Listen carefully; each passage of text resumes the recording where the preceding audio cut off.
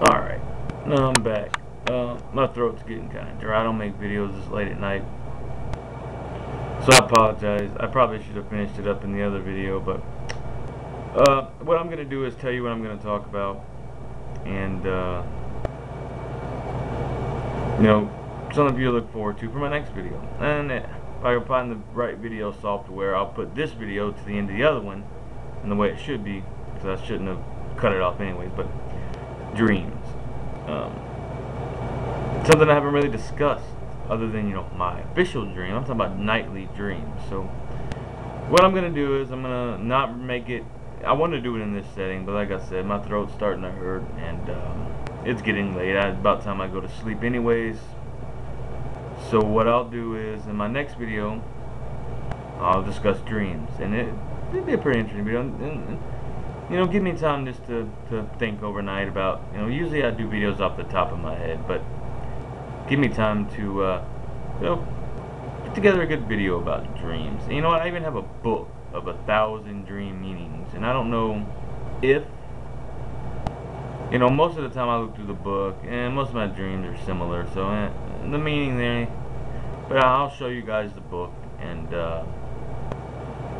basically, what it's all about, and I'll describe some of my nightly dreams. And while some people might nightmares, I don't have those, but based on what the dream is and how it affects me, it's a nightmare, and I'd rather not dream at all.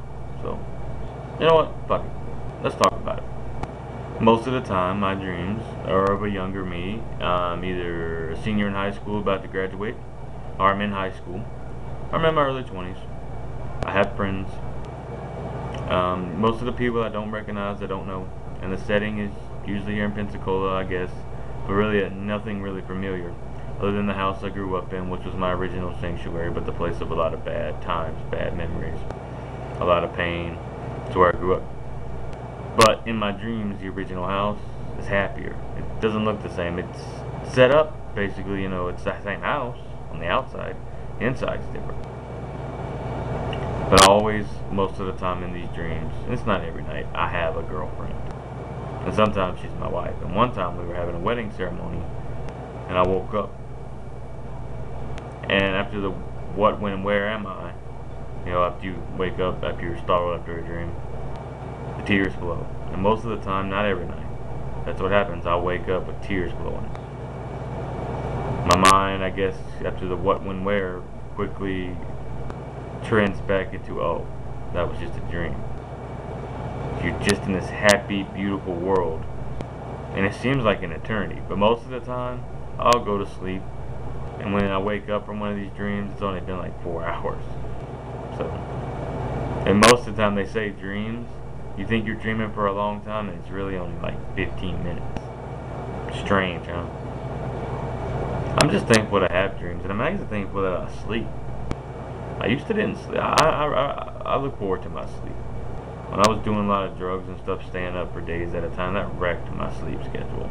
So when it was time to get on the methadone, and I was staying up all night and sleeping all day, so I had to shift that around, because you can only take methadone, in the morning. They close at 10:30, unless you have take-homes, which I do on the weekends, and I dose in the afternoon. I think I said that in my last video, but because of that, I switched in, because I was tired of the stuff. I was tired of staying up all night and sleeping all day. So it took many years for me to get my sleep on schedule. Years of having to take Tylenol PMs or certain sleep medications to sleep, to then no longer, and staying up days and such, and your sleep schedule being all out of whack. But really, in the last year and a half, 2 years, my sleep has been pretty good. I can fall asleep. I used to toss and turn. My mind would race, think. The pills wouldn't even work. Or they would put me to sleep, but I'd wake up 2 or 3 hours later and just toss and turn the rest of the night. But now I can fall asleep, stay asleep for 4 good hours, and if I have a dream, wake up. But I'm able to go back to sleep, and I'm rushing to go back to sleep, because if I'm having one of those dreams, I can't wait to get back in it. But it never happens. Most of the time, the rest of the night, you don't dream again. Or at least I don't. And I never can capture that. And I'm like, my eyes are closed. I'm like trying hard to just picture what I just saw. That's not how dreams work. But yeah, so I do dream, and I dream often. But 5 out of 7 days, I wake up in tears. Well, like four out of, I would say 5 out of 7 days of the week, I dream. And of those, 4 out of the 5, I wake up in tears. So 80% of the time? It's not normal. It's not normal. Wake up in tears. But I've been doing that for some time. You know, all I ever wanted, a group of consistent friends that weren't going to go anywhere, that weren't going to betray me. They were going to be there for me if I ever needed anything. They were going to be there, you know, for the life's moments, you know.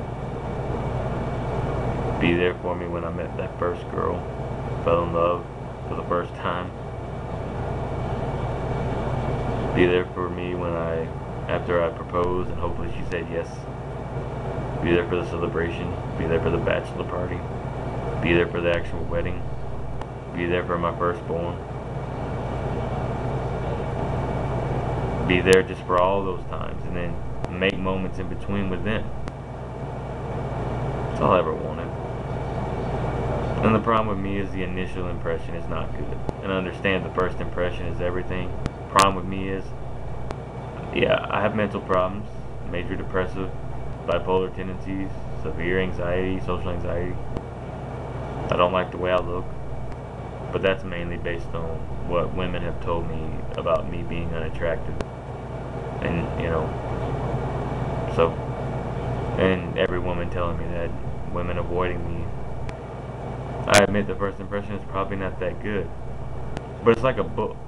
Maybe you look at a book cover and you're like, eh, but if you were to pick it up and read it, you might fall in love with that book. And I've done that with books. That's the way me. The cover of this book is not that appealing. The first impression, not good. But if you actually take the time to open up the pages of that book and look deep down inside, you might find somebody or something that you've been looking for, and something that